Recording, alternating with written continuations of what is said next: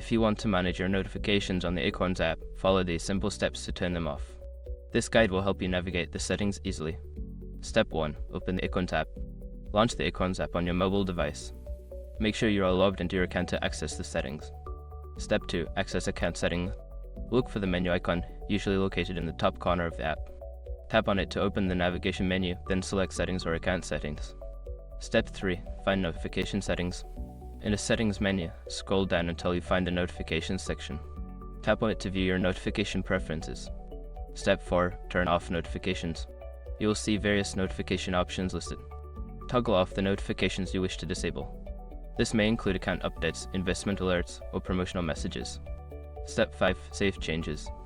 After adjusting your notification preferences, make sure to save any changes if prompted. Exit the Settings menu to return to the main screen. Now you can enjoy using the Acorns app without distractions from unwanted notifications.